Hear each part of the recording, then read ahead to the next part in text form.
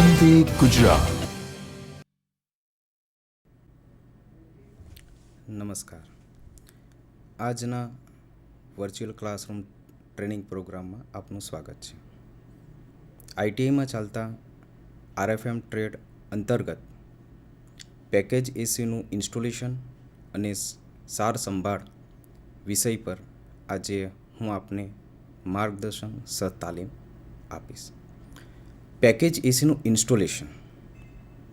Package AC શું છે, એને કઈ રીતના ઇન્સ્ટોલ કરવું જોઈએ, એની સાર સંભાળ કઈ રીતના રાખવી જોઈએ,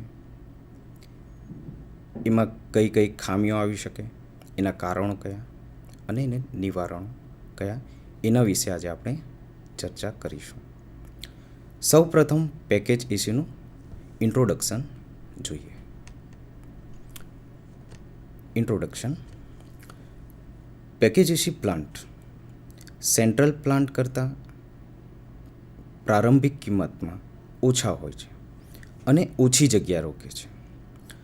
તે ફેક્ટરીમાં તૈયાર થયેલા હોય, સરળતાથી એને ઊભા કરી શકાય છે.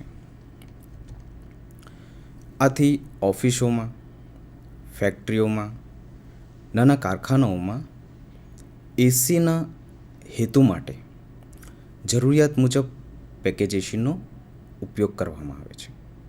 તેને ટૂંકમાં પેકેજ યુનિટ તરીકે પણ ઓળખવામાં આવે છે. આ રીતના પેકેજ એસી હોય છે. એ કઈ રીતના ઇન્સ્ટોલ થાય છે, શું, તેના વિશે આપણે આજે જોઈશું. આ પણ package AC. Installation points. Installation કરતી વખતે કયા મુદ્દાઓ ધ્યાનમાં રાખવા જોઈએ તે હવે આપણે જોઈશું. Checking product received.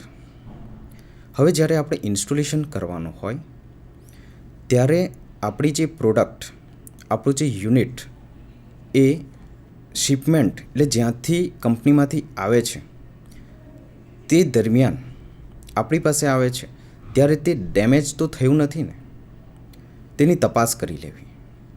કારણ કે ઘણીવાર શિપમેન્ટ આપણે કંપનીમાંથી લાવતા હોય તો ટ્રાન્સપોર્ટેશન દરમિયાન એમાં કશું ડેમેજ થાય તો પણ એ તકલીફ ઊભી કરી શકે છે. બીજું કે યુનિટની ઉપર મોડેલ નંબર, એના જે વીજ લક્ષણો, એની એસેસરીઝ એ બધી બરાબર છે કે નહીં તે તપાસી લેવું જોઈએ. જો યુનિટ આવ્યા પછી એમાં આપણને કોઈ અયોગ્ય યુનિટ લાગે તો તરત જ ડિસ્ટ્રીબ્યુટર ક્યાં તો જે કંપનીના જ્યાંથી આવ્યું હોય ત્યાં એ પરત કરી દેવું જોઈએ. યોગ્ય યુનિટ ના લાગે, એમાં કંઈ પણ ડિફેક્ટ લાગે, કોઈ બીજો પ્રોબ્લેમ લાગે તો યુનિટને ઇન્સ્ટોલ કરવું જોઈએ નહીં.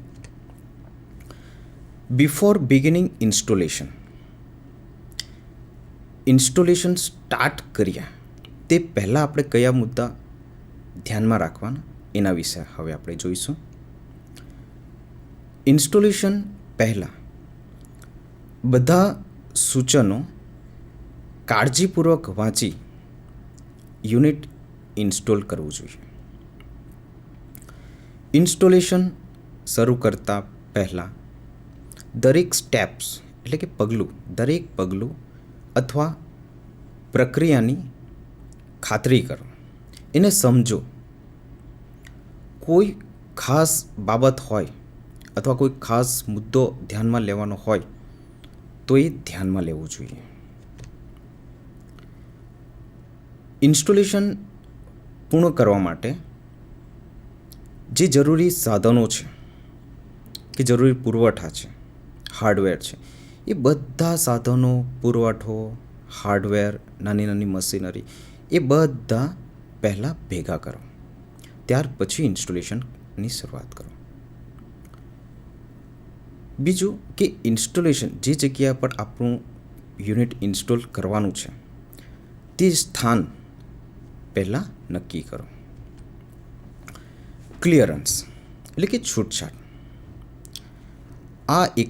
આ યુનિટ એ ઠંડી એર ઇનલેટ અને ડિસ્ચાર્જમાં વિક્ષેપ ના પડે તે રીતે મકાનની બહાર સ્થિત કરવા માટે રચાયેલું છે. યુનિટના ઇન્સ્ટોલેશન અને સર્વિસ માટે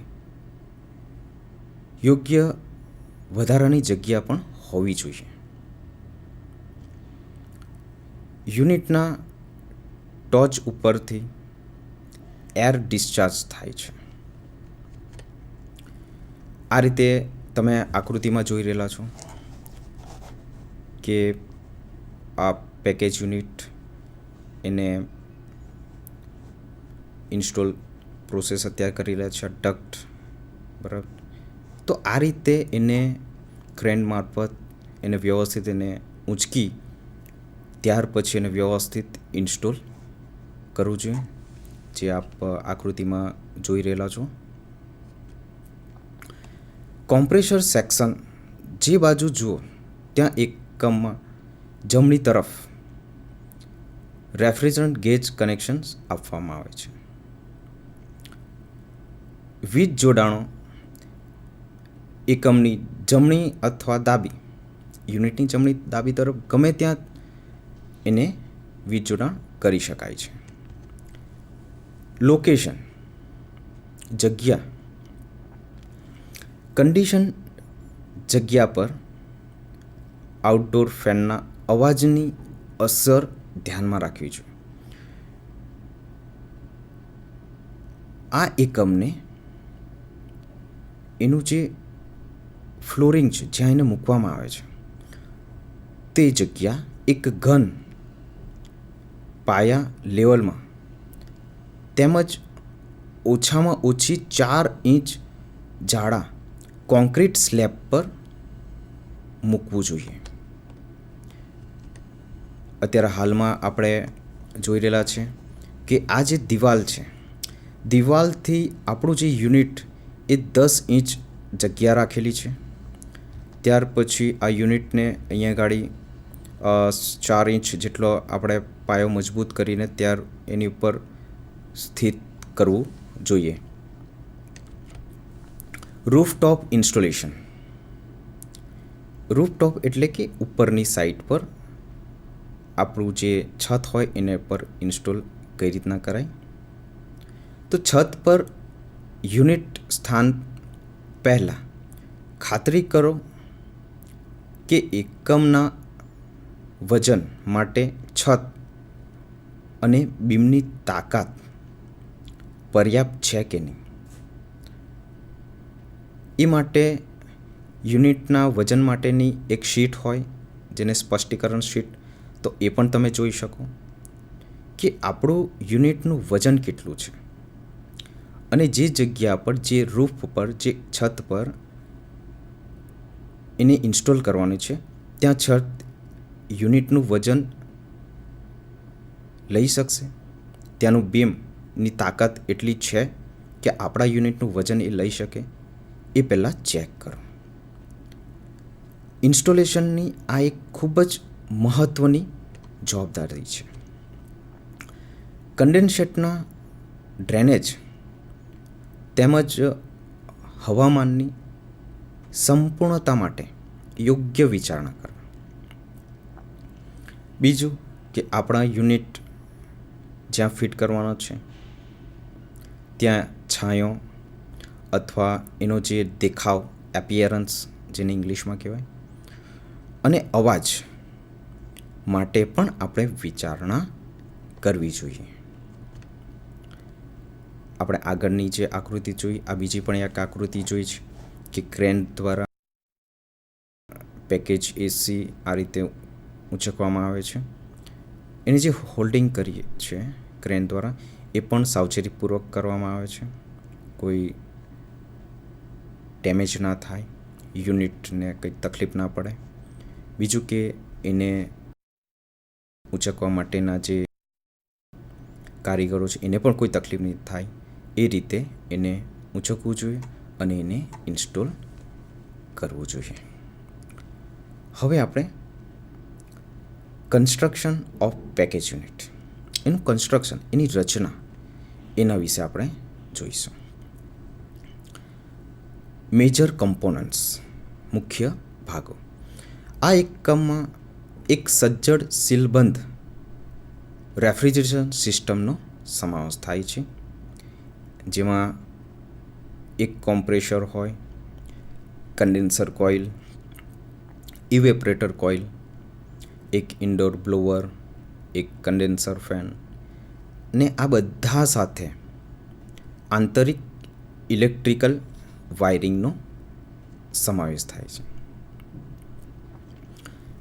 સામાન્ય રીતે પેકેજ યુનિટની બોડી મેટલની બનેલી હોય છે. તેમાં કુલ 3 સેક્શન આપેલા હોય છે, જે આ પ્રમાણે છે: fan section, cooling coil section, compressor section. પહેલું આપણે જોઈએ ફેન સેક્શન, કે પેકેજ યુનિટમાં ફેન સેક્શન કઈ જગ્યા પર હોય, એમાં કયા કયા ભાગ હોય, એના વિશે ચર્ચા કરીએ. યુનિટમાં સૌથી ઉપરના ભાગમાં આવેલ ફેન સેક્શનમાં આ પ્રમાણે કોમ્પોનન્ટ્સ ફિટ કરવામાં આવેલા હોય છે: fan centrifugal blower, fan housing, fan motor pulley અને બેલ્ટ. બીજું છે કુલિંગ કોઇલ સેક્શન. યુનિટમાં વચ્ચેના ભાગમાં આવેલ કુલિંગ કોઇલ સેક્શનમાં નીચે દર્શાવ્યા મુજબના કમ્પોનન્ટ્સ ફિટ કરવામાં આવેલા હોય છે: cooling coil, air filters, thermostatic expansion valve, dryer, refrigerant distributor. ત્રીજું જે સેક્શન છે કોમ્પ્રેસર સેક્શન. પેકેજ યુનિટના સૌથી નીચેના ભાગમાં આવેલ કોમ્પ્રેસર, જેનું બીજું નામ મશીન સેક્શન પણ કહી શકાય આપણે, તો આ સેક્શનમાં નીચે દર્શાવ્યા મુજબના કોમ્પોનન્ટ્સ ફિટ કરવામાં આવેલા હોય છે: કોમ્પ્રેસર,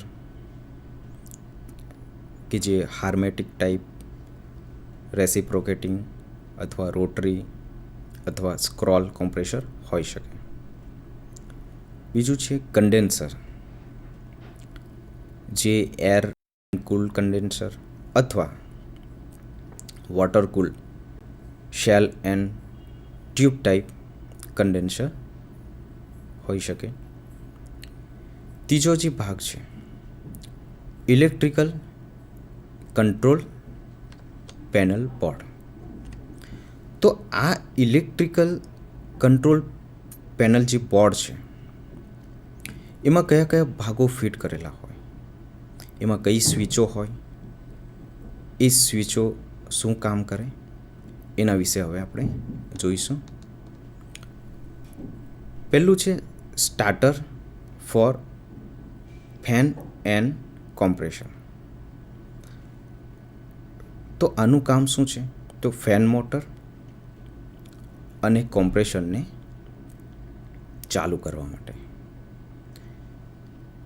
બીજી છે HP LP સ્વિચ. તો આનું કાર્ય શું છે? તો કે સિસ્ટમને હાઈ પ્રેશર અને લો પ્રેશરથી રક્ષણ આપવા માટે. ત્રીજું છે સિલેક્ટર સ્વિચ, ફેન અને કોમ્પ્રેસરને ચાલુ બંધ કરવા માટે. અને ચોથો ભાગ છે થર્મોસ્ટેટિક સ્વિચ, કે જેનું કાર્ય શું છે? ટેમ્પરેચરને કંટ્રોલ કરવા માટે. હવે આપણે પેકેજ એસીનું ઓપરેટિંગ કન્ડિશન, એનું ઓપરેટ કઈ રીતના થાય તેના વિશેના આપણે સ્ટેપ્સ જોઈએ. ઓપરેટિંગ કન્ડિશન કઈ રીતે ઓપરેટ થાય છે. સૌ પ્રથમ કોમ્પ્રેસરના સક્શન અને ડિસ્ચાર્જ સર્વિસ વાલ્વને ઓપન કરો. ત્યારબાદ લિક્વિડ લાઇનનો વાલ્વ ખોલો. આમ સિસ્ટમના એક પછી એક બધા જ વાલ્વ ખોલો. આટલું કર્યા બાદ થોડા સમય પછી સિસ્ટમનું સ્ટેન્ડિંગ પ્રેશર ચેક કરો, જે લગભગ 1500 PSI એટલે કે PSI એટલે કે પાઉન્ડ પર સ્ક્વેર ઇંચ, જે પ્રેશરનો યુનિટ છે, એટલે કે જે લગભગ 1500 PSI જેટલું હોય છે. હવે જો વોટર કુલર કન્ડેન્સરનો ઉપયોગ કરવામાં આવ્યો હોય તો કુલિંગ ટાવર પાણીથી પૂરેપૂરો ભરેલો છે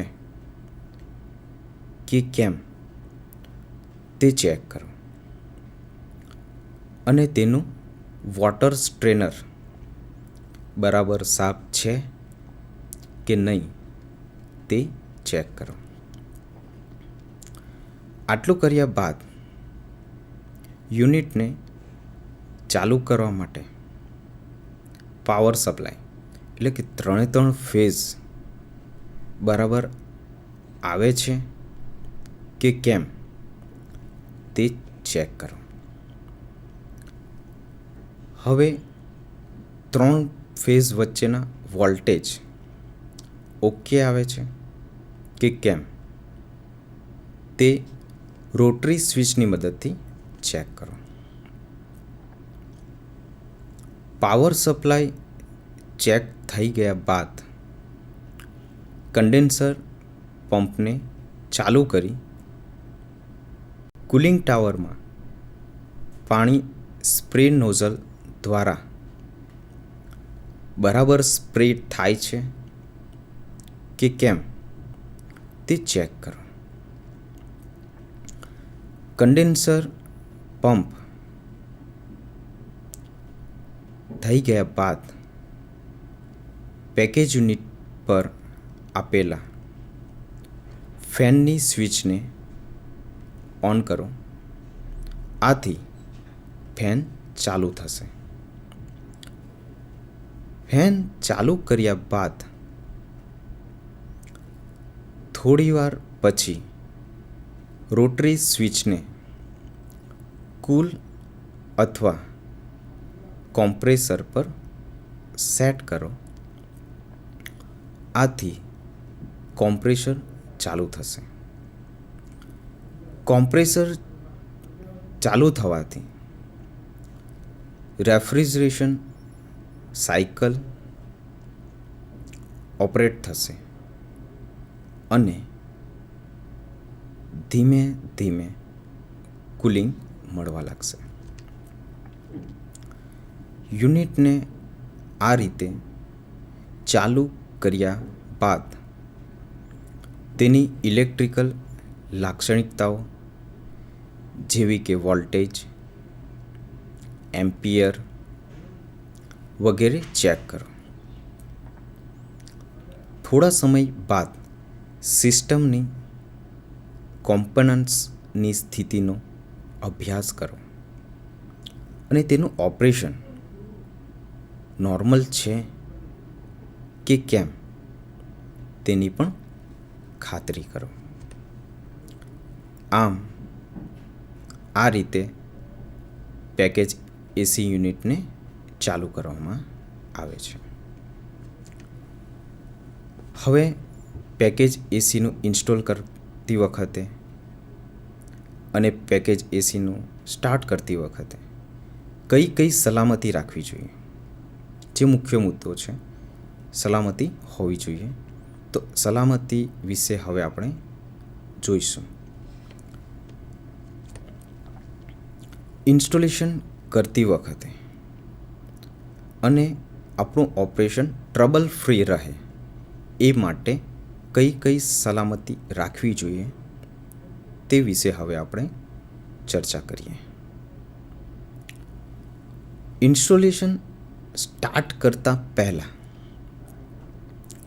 યુનિટ સાથે આવેલ બુકલેટમાં આપેલ માહિતી ધ્યાનપૂર્વક વાંચો. યુનિટને ઇન્સ્ટોલ કરવું કે એને રિપેર કરવા માટે બુકલેટમાં જે પ્રમાણેની માહિતી આપેલ હોય એ જ પ્રમાણે કામ કરવું જોઈએ. બીજું કે તમામ સ્થાનિક, રાજકીય અને રાષ્ટ્રીય જે ઇલેક્ટ્રિકલ કોડ હોય, ઇલેક્ટ્રિકલ કમ્પોનન્ટ હોય, તો એના વિશે પણ માહિતીનો અભ્યાસ કરવો જોઈએ અને તે પ્રમાણે ઇલેક્ટ્રિકલ કોડ પસંદ કરવા જોઈએ. બીજું કે યુનિટ સાથે જે બુકલેટ આપેલ હોય તો એની અંદર જ્યાં વોર્નિંગ અને સાવચેતી એવી જે નોટિસ હોય તેના પર સૌથી વધારે ધ્યાન આપવું જોઈએ. હવે જોઈએ વાયરિંગ. વાયરિંગ વખતે કઈ કઈ સલામતી રાખવી જોઈએ, સેફ્ટી રાખવી જોઈએ તેના વિશે હવે આપણે જોઈશું. જ્યાં સુધી પૂરેપૂરું વાયરિંગ કે ટ્યુબ કનેક્શન ના થઈ જાય અથવા રીકનેક્શન કે ચેક ના થાય ત્યાં સુધી પાવર સપ્લાય કરવો નહીં. બીજું, ખુલ્લા વાયરોને અડકવું નહીં. આ સિસ્ટમમાં હાઈલી ઇલેક્ટ્રિકલ વોલ્ટેજીસનો ઉપયોગ થતો હોય વાયરિંગ કરતી વખતેની માહિતી તેમજ વાયરિંગ ડાયાગ્રામનું સાવચેતીપૂર્વક ધ્યાન રાખવું જોઈએ. જે પ્રમાણેની બુકલેટની અંદર વાયરિંગ ડાયાગ્રામ આપ્યું હોય એ પ્રમાણેનું જ વાયરિંગ થવું જોઈએ. એની ખાસ કાળજી રાખવી જોઈએ. હવે દરેક વાયરિંગ કનેક્શન જે છે તે ટાઈટ ફિટ કરવા જોઈએ. લૂઝ કનેક્શન જો તમે રાખો તો લૂઝ કનેક્શનના કારણે કનેક્શન પોઈન્ટ જે છે ત્યાં ઓવરહીટિંગ થઈ શકે છે અને ઓવરહીટિંગના કારણે યુનિટમાં તકલીફ ઊભી થઈ શકે છે, આ તો જાનહાનિ થઈ શકે છે. હવે આપણે trouble shooting of package unit એટલે કે પેકેજ એસીની અંદર આવતી ખામીઓ, એ ખામી કયા કારણોસર આવે છે અને એના નિવારણ માટે આપણે શું કરવું જોઈએ તેના વિશે હવે આપણે જોઈએ. પેકેજ એર કન્ડિશનમાં આવતી મુખ્ય ખામીઓ આ પ્રમાણે છે. પહેલામાં પહેલી જો ખામી હોય નબળું કુલિંગ. હવે નબળું કુલિંગ કયા કારણસર આવે, એના નિવારણ માટે શું કરવું જોઈએ એ આપણે આગળ જોઈશું. બીજું ખામી છે બ્લોઅર કાર્ય કરે છે પરંતુ હવાનો ફ્લો બરાબર થતો નથી. ત્રીજી ખામી છે વધારે પડતો અવાજ આવવો. ઘણીવાર યુનિટમાંથી વધારે અવાજ આવવા લાગે છે, તો એ કયા કારણસર અવાજ આવે છે એના વિશે પણ આપણે ચર્ચા કરીશું. ચોથી ખામી છે યુનિટ વારંવાર ટ્રીપ થઈ જવું, એટલે યુનિટ વારંવાર બંધ થઈ જાય, ચાલુ કરે તો પણ અમુક કારણસર બંધ થઈ જાય. તો એ કારણો કયા અને આ ખામી કઈ રીતના નિવારી શકાય તેની વિશે હવે આપણે ડિટેલમાં જોઈએ. પહેલી ખામી નબળું કુલિંગ. નબળું કુલિંગ થવાનું પહેલું કારણ તો સિસ્ટમમાં રેફ્રિજરન્ટ ઓછો હોય અથવા તો લીકેજ હોય. આ એક મેઇન કારણ છે. તો એને નિવારણ માટે શું કરવું જોઈએ? તો કે ગેજ લગાવીને રેફ્રિજરન્ટ ચેક કરો. જો રેફ્રિજરન્ટ ઓછો હોય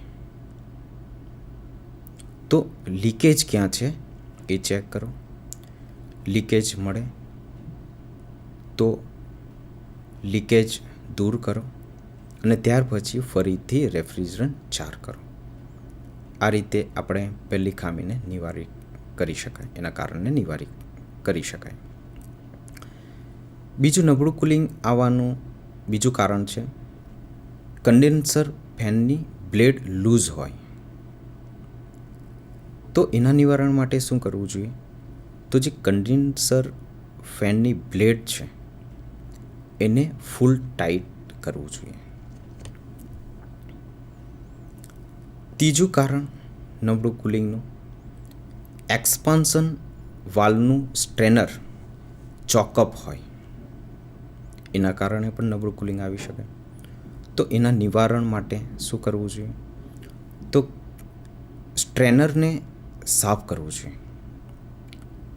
સ્ટ્રેનરને સાફ કર્યા પછી પણ જો કુલિંગ બરાબર ના આવતું હોય તો સ્ટ્રેનરને બદલી નાખવું જોઈએ. ચોથું કારણ છે એક્સપાન્શન વાલ્વ બંધ હોય. જો એક્સપાન્શન વાલ્વ બંધ હોય તો તેને બદલી કરી નવું નાખવું જોઈએ. પાંચમું કારણ છે કોમ્પ્રેસર યોગ્ય કાર્ય કરતું ના હોય. તો એ સમયે એના નિવારણ માટે શું કરવું જોઈએ? તો કોમ્પ્રેસરની કામગીરી તપાસવી જોઈએ. એની કામગીરી તપાસતા જો એમાં ખામી લાગતી હોય અને એને સુધારી શકાય તેમ ના હોય તો કોમ્પ્રેસરને બદલી નાખો. છઠ્ઠી કારણ છે એર ફિલ્ટર ચોકઅપ હોવાથી. જો એર ફિલ્ટર ચોકઅપ હોય તો એના નિવારણ માટે શું કરવું છે? તો તેને સાફ કરો અને સાફ કરતાં પણ કુલિંગ પ્રોપર ના મળતું હોય તો બદલી નાખો. સાતમું કારણ છે ઇવેપોરેટર ફિન્સ બ્લોક થવાથી. તો ઇવેપોરેટર ફિન્સને પાણી વડે બરાબર સાફ કરો. આઠમું કારણ છે કન્ડેન્સરની પાઇપોમાં ક્ષાર જામી જવાથી આપણને નબળું કુલિંગ મળે. તો એના નિવારણ માટે શું કરી શકાય? તો આ જે કન્ડેન્સરની પાઇપોમાં ક્ષાર છે એ ક્ષારને સાફ કરો અને શુદ્ધ પાણીનો ઉપયોગ કરો. બીજી ખામી જોઈએ હવે કે બ્લોઅર કાર્ય કરે છે, બ્લોઅર કામ કરતું હોય પરંતુ જે હવાનો ફ્લો બરાબર થતો નથી. તો આ જે ખામી છે એનું પહેલું કારણ કયું? તો મોટરની સ્પીડ ઓછી હોય અથવા મોટરની જે બેરિંગ હોય એ જામ હોય. એના નિવારણ માટે આપણે શું કરી શકાય? તો મોટર બદલી નાખો અથવા મોટરની જે બેરિંગ જે જામ હોય તે બદલી નાખો અથવા એનું લુબ્રિકેશન બરાબર કરો. બીજું કારણ છે મોટરનો ડ્રાઇવ બેલ્ટ લૂઝ હોય. જો મોટરનો ડ્રાઈવ બેલ લૂઝ હોય તો નિવારણ માટે એ જે બેલ્ટ છે એને બદલી કરી નવો નાખી દો. ત્રીજું કારણ, બ્લોઅર બ્લેડ વળી ગયેલ હોય અથવા ધૂળ એ બ્લોઅર બ્લેડ પર ધૂળ જામી જવાથી આપણને ખામી સર્જાય. તો એને દૂર કરવા માટે શું કરવું છે? તો બ્લોઅર બ્લેડને સાફ કરો અથવા બદલી નાખો. ચોથું કારણ છે, બ્લોઅર મોટરનું એસેમ્બલિંગ યોગ્ય ના હોય, એસેમ્બલી બરાબર કરી ના હોય મોટરનું, તો પણ આ ખામી આવી શકે. તો નિવારણ માટે બ્લોઅર મોટરનું એસેમ્બલિંગ ફરીથી કરો. પાંચમું કારણ, એર ફિલ્ટર ચોકઅપ હોવાથી. જો એર ફિલ્ટર ચોકઅપ હોય તો તેને સાફ કરો અને સાફ કર્યા પછી પણ આપણી જે ખામી છે એ સોલ્વ ના થાય તો એર ફિલ્ટરને બદલી નાખો. ત્રીજી ખામી કે આપણા યુનિટમાં વધારે પડતો અવાજ આવવો, આ પણ એક ખામી છે. તો આ ખામી આવવાના કારણો કયા કયા? એક કારણ, બ્લોઅર ફેનના જે બુશિંગ અથવા જે બેરિંગ છે એમાં ઘસારો થવાથી ઘસાઈ જાય, એના કારણે અવાજ વધારે આવે. તો એના નિવારણ માટે આપણે શું કરી શકીએ? તો બ્લોઅર ફેનના બુશિંગ અથવા બેરિંગ બદલી નાખવા જોઈએ. બીજું કારણ, કોમ્પ્રેસર માઉન્ટિંગ રબર લૂઝ હોય, જ્યાં કોમ્પ્રેસર આપણે ફિટ કર્યું હોય એનું માઉન્ટિંગ કર્યું હોય, જે રબર પેડ પર એને જે માઉન્ટિંગ કર્યું હોય એ લૂઝ હોય, એના કારણે પણ વધારે અવાજ આવે છે. તો એના નિવારણ માટે શું કરવું જોઈએ? તો કે એને બદલી નાખવા જોઈએ, એ રબર બદલી નાખવું જોઈએ. ત્રીજું કારણ, કોમ્પ્રેસર મોટરનું એસેમ્બલિંગ યોગ્ય ના હોય, તો મોટરનું એસેમ્બલિંગ ફરીથી કરો, જેથી કરીને આપણને ખામી દૂર કરી શકાય. ચોથું કારણ, કોમ્પ્રેસર મોટરની પુલી લૂઝ હોય, તો એનું નિવારણ કઈ રીતના કરી શકાય? એ જે મોટર છે એ મોટરની પુલી જે શાફ્ટ છે એમાં પર યોગ્ય રીતે ફિટ કરો. પાંચમું કારણ, બેરિંગ જામ હોય, મોટરની બેરિંગ જામ હોય તો પણ વધારે અવાજ આવે. તો એના નિવારણ માટે શું કરી શકાય?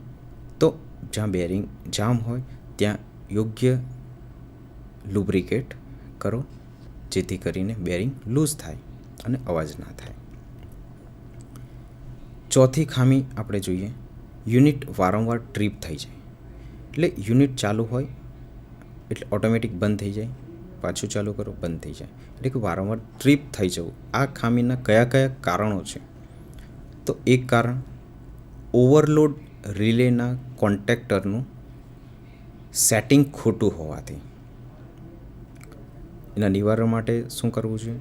તો એ જે સેટિંગ છે, ઓવરલોડ રિલેના જે કોન્ટેક્ટરનું જે સેટિંગ છે એ ફરીથી સેટિંગ કરો.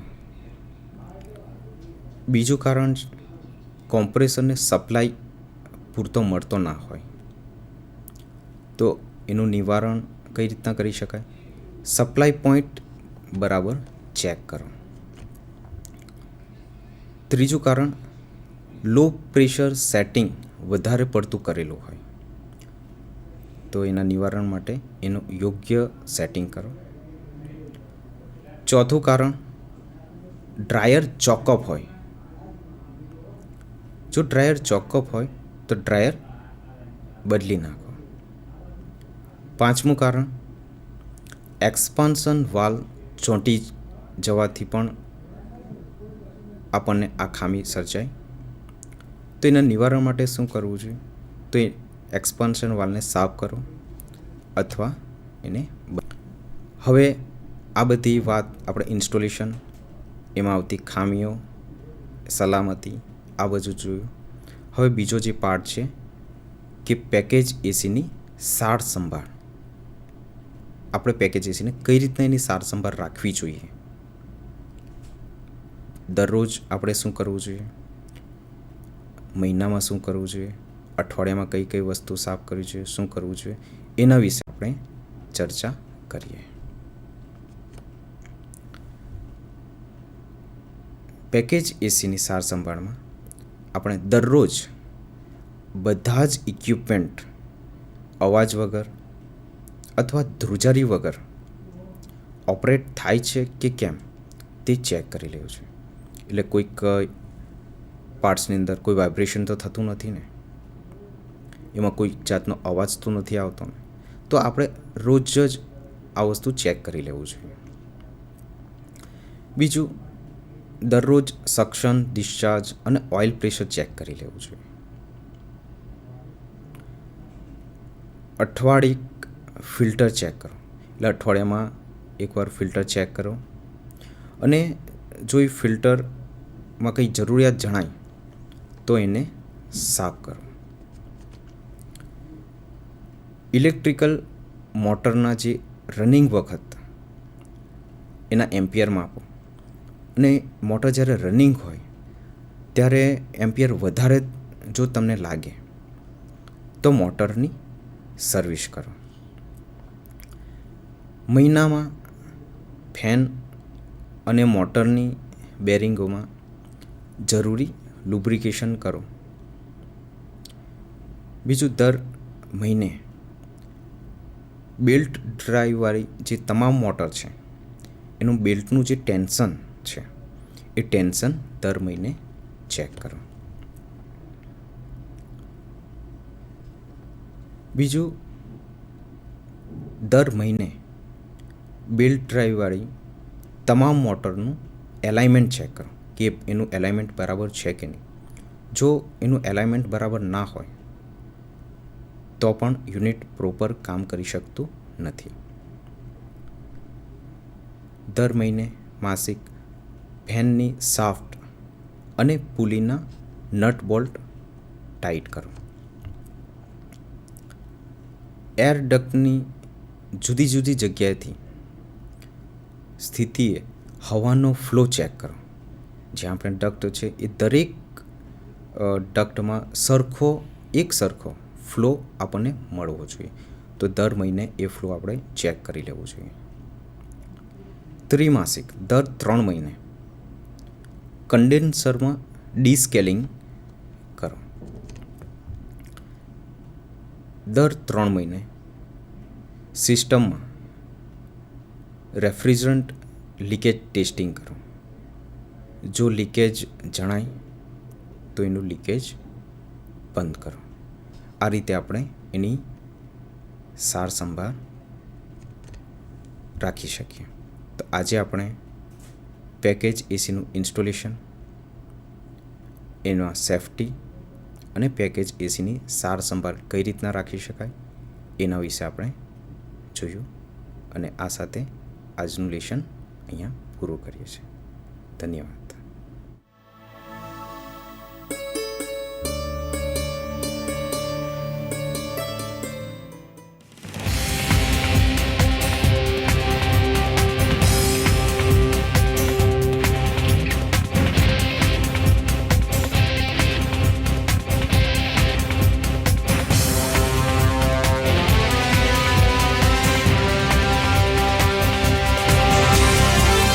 વંદે ગુજરાત.